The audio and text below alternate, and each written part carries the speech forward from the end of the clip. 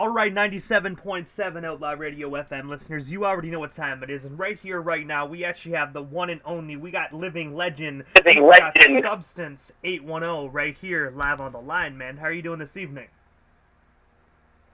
I'm doing well, man. How you doing, bro?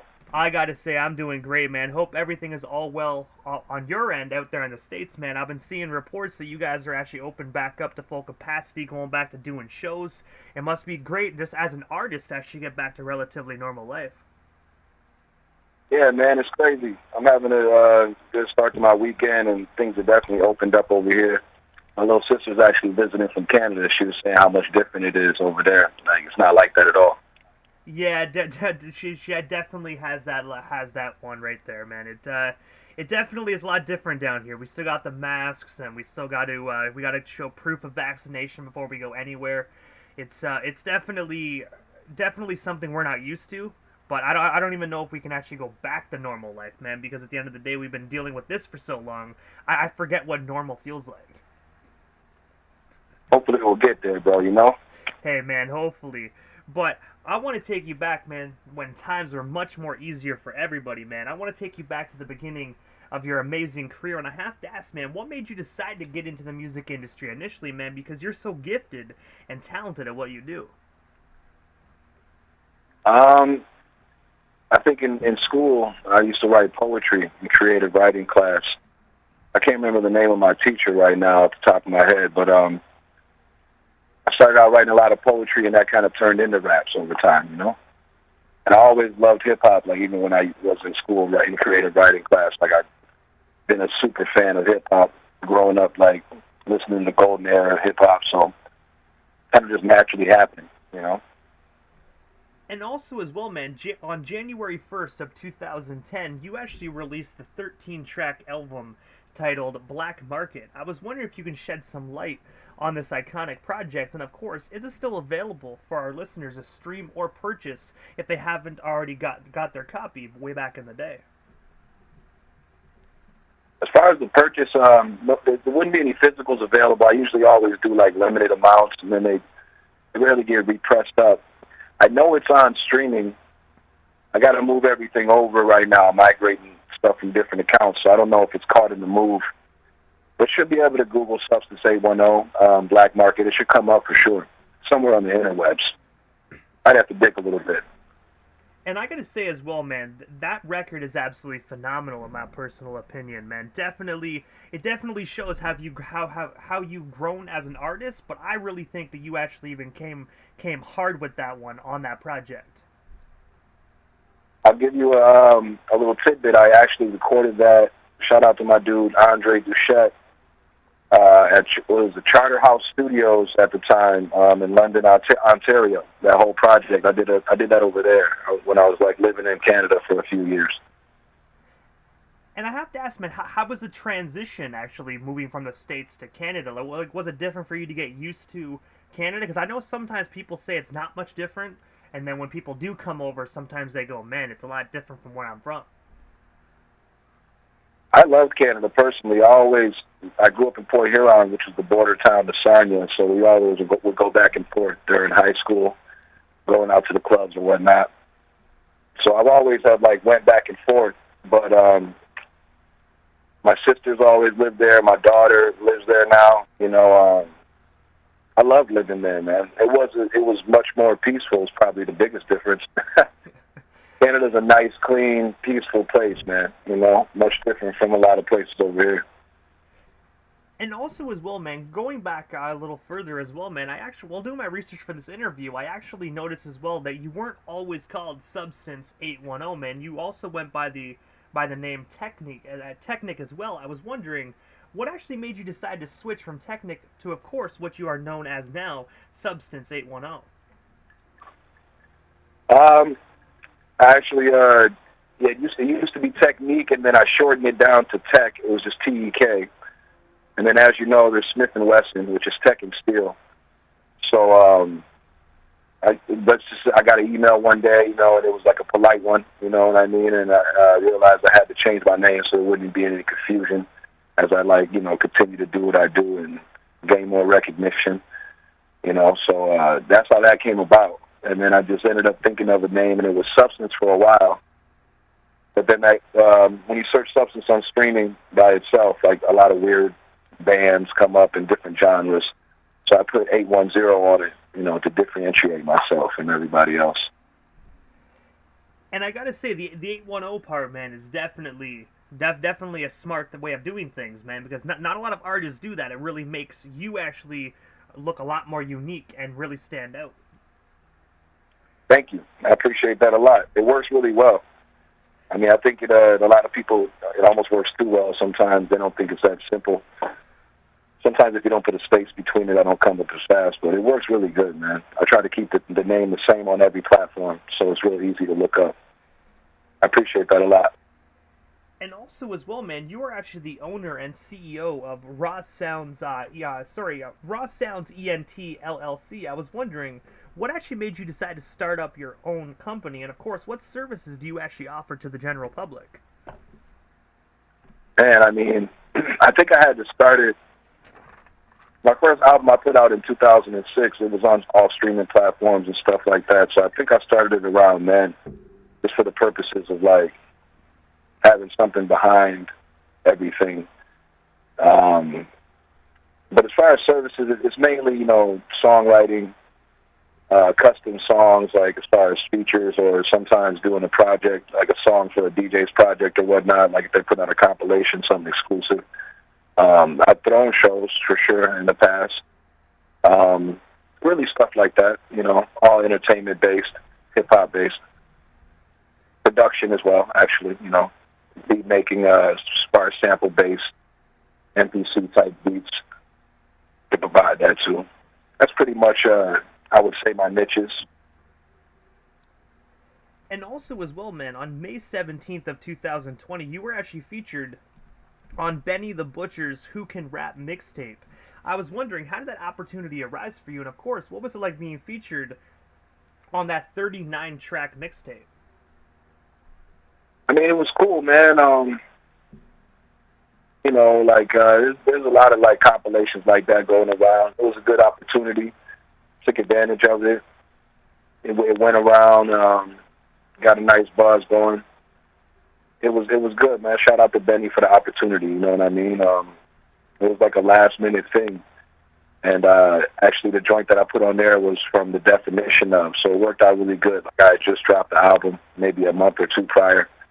So I put that track on there, and it gave that particular song more traction. I think I had dropped the video around the same time, too, so it all worked out real good, And I gotta say as well, like, I actually remember when that mixtape actually, like, just started circulating, and I gotta say, you're not only your track, but all the other tracks on there as well is absolutely phenomenal, man. I think Benny definitely put some phenomenal music actually on that project.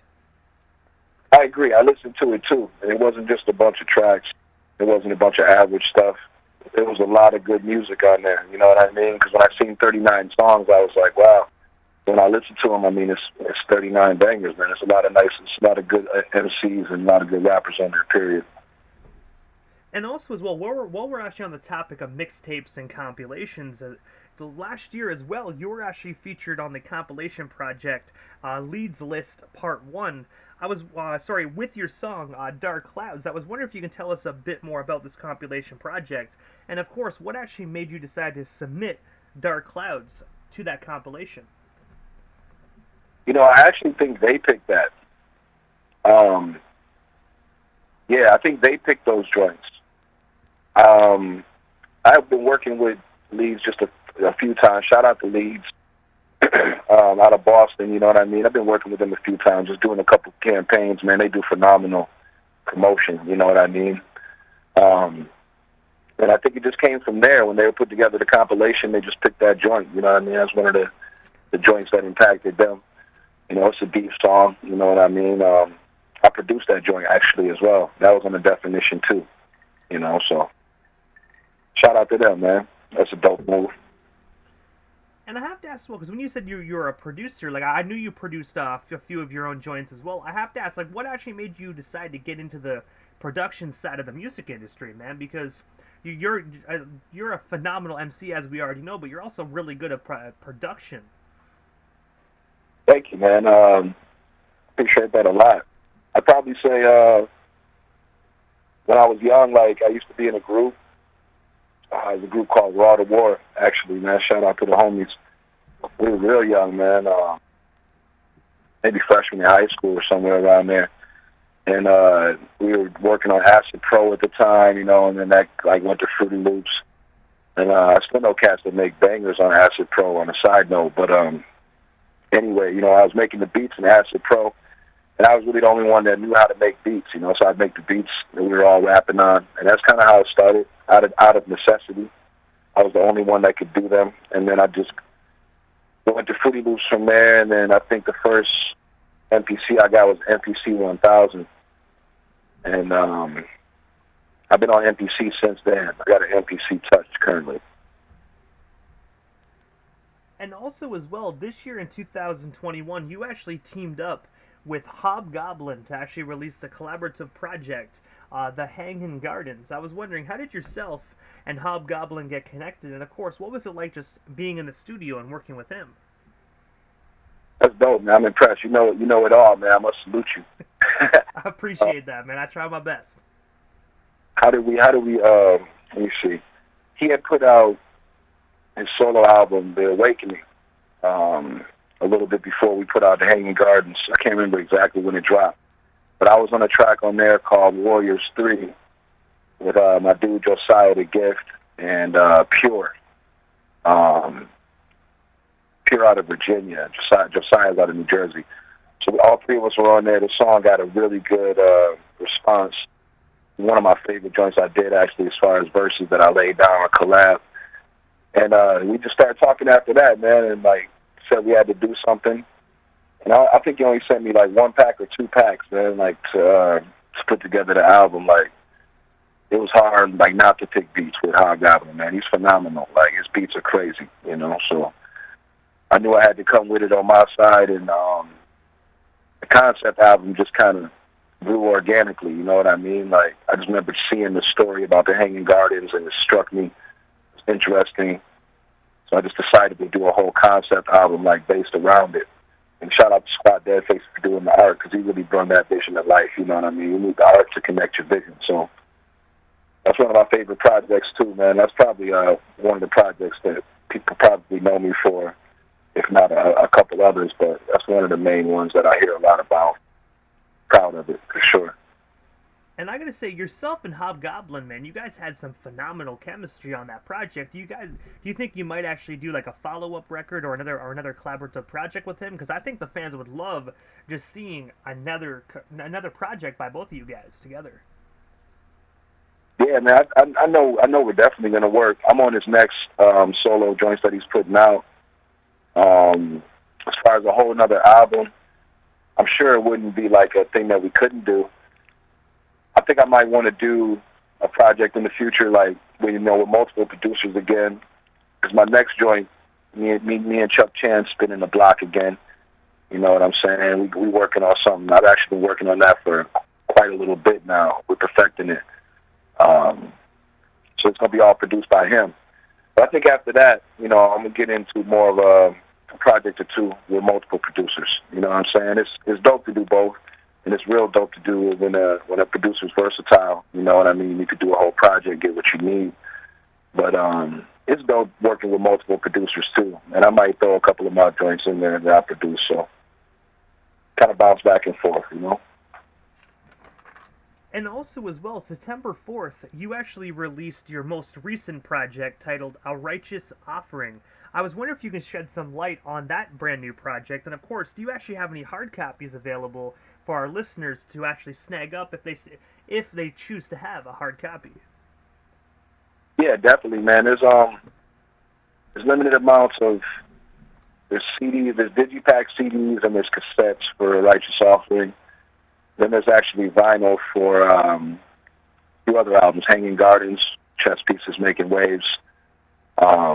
I got the vinyl coming for Righteous Offering. It should be here in about January. It's all on Substance810.com. There's always things up there, but it's always usually no more than 100 of a particular thing, or maybe 20 or 50 of them. Once they're gone, they're gone.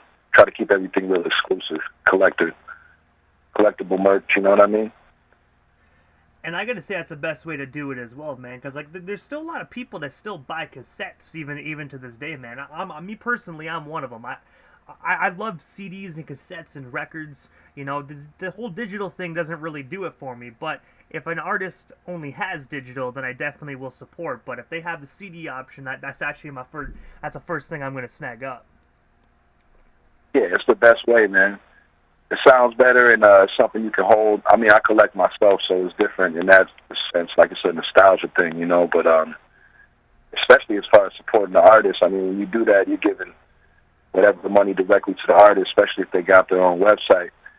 I mean, when you talk streaming money and stuff like that, like it's definitely appreciated. And streams is something that you got to have, but I mean, it's really pennies on the dollar, man. It's like really, really, really a small amount of money, you know, for the streams that you get. But at the end of the thing, you know, in the grand scheme, it's all needed. You know what I mean? It all plays a part.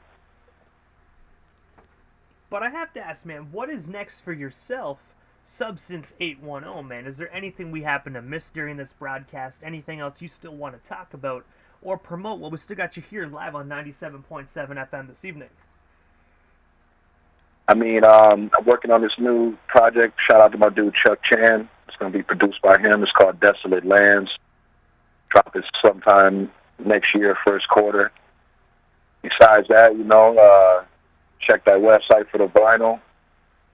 Look out for a lot of more show dates coming up. I actually want to see about getting over to Canada if I can get a couple things worked out on that end. But just like domestically over here, and got some things I'm trying to set up like overseas in Europe as well. Try to touch base with the support, you know, over there, and really just trying to focus on more live performances, man. So look out for me in your city. Tell your local promoter to book me. You know what I mean? The link is in the bio and the email contact. So I will fly up and show up anywhere and record stage. I mean, in a minute. Short notice as well. And I gotta say as well, man, I definitely think Canada is long overdue for a good, rugged, raw, boom bap hip hop concert, man. And me personally, I would love to see you come down to Canada and actually wreck a stage, man. Because with this whole pandemic, you know, we haven't had a lot of concerts come our way, man. So, you know what I mean? Any promoters that are listening, hit him up and let's make this happen. Let's do it.